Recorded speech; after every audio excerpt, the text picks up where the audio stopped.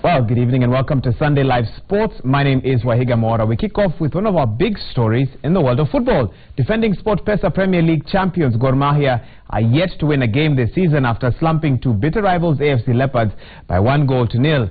Lamine Diallo came in as the power substitute for Ingwe to score the winning goal to propel his side to the summit of the Premier League standings. Now, this is the first loss for Gor Mahia since their 2014 encounter against Sofapaka in Machakos. In another match, Ushuru stunned Ulinzi 1-0 as Bandari beat Sony Sugar by a similar scoreline.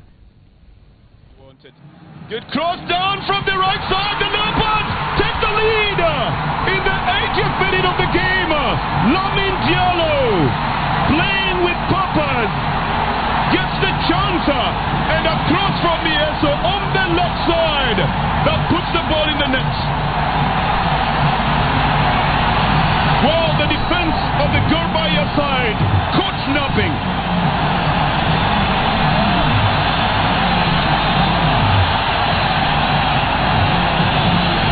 And the joy that it brings to the fans of the Leopards. Excited about himself as Mr. Ivan Minert.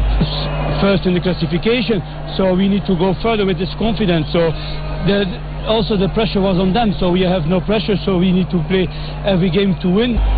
We have a different group of players to last year, and we don't have the goal scorers that we had last year. But a young FC Leopard side with a new coach have gotten the better of the Premier League defending champions.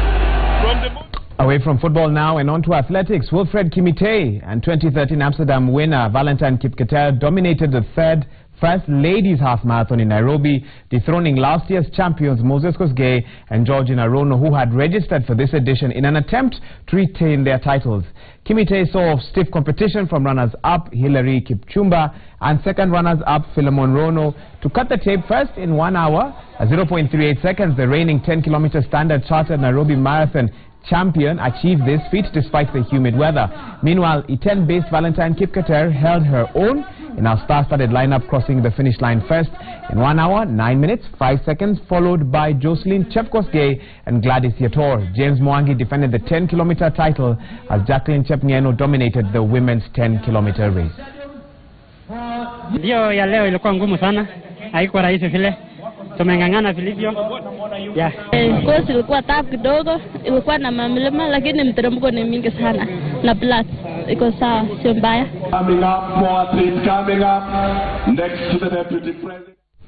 Well, we stay with matters athletics. The Deputy President of Kenya, William Ruto, has today confirmed that Kenya will not miss the compliance deadline of 15th April set by the Independent Commission of the World Anti-Doping Agency. There had been fears that should Kenya miss the deadline and be declared non-compliant, a possible international competition ban would soon follow. Sports Cabinet Secretary Dr. Hassan Wario appealed to athletic stakeholders to pull in the same direction and work with the Anti-Doping Agency of Kenya to fast-track the implementation of the bill.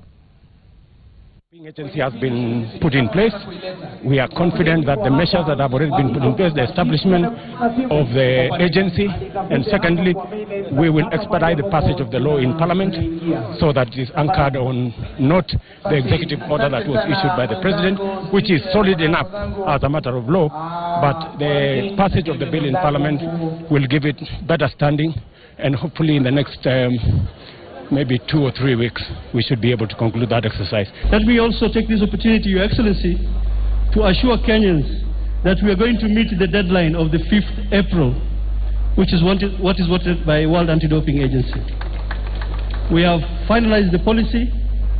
We are on the 7th edition of the bill because we have to send the bill back to Canada every time we correct it. And I've been assured by His Excellency, the Deputy President, that once we're finalized with the WADA, it will be passed through the Parliament. Well, the National Rugby Sevens team will face Japan in the plate semi-final at the Las Vegas Sevens after bowing out to hosts United States in the main cup quarter-final. Kenya failed to maintain their momentum from the group stages where they finished top of Group A without a loss. They faced New Zealand in their final pool game on Saturday night and literally stunned the favourites, hammering the All Black Sevens by 22-0 in a one-sided affair. This was Kenya's fourth victory over New Zealand and the first time the most successful Sevens side had failed to score a point against Kenya. In the Cup quarter-final on Sunday morning against the United States, Kenya trailed the Americans by 14 points to 0, but drew level 14-14 at the break. In the second half, the USA raised the tempo of the game to snatch the victory by 26 points to 14. Kenya will be playing Japan in the next few minutes. It says, and the ball promptly goes on the Kenyan side. Collins and Jira. Beautiful run at Jira. He found space when... Indeed, the English Premier League calendar had only 2 matches scheduled for today, as Liverpool narrowly edged out Crystal Palace by 2-1, and Manchester United lost 1-0 to West Bromwich Albion. Here are the highlights. On by Jedinak, came out to Soiree. Jedinak! Ledley! Crystal Palace have the lead! 3 minutes into the second half. Joe Ledley! Think that. Yeah, and I mean, in keeping with things, Palace are content now to see the game out by counter-attack. Oh, McCarthy's lost it, and Firmino's in and equalises. Gift! Dreadful moment for Crystal Palace's returning goalkeeper. Firmino waited, thought, consulted, and as a result of that nick of the back, Christian Benteke wins it with commendable composure. Hockanyole with 4 waiting. Well, it's Rondon!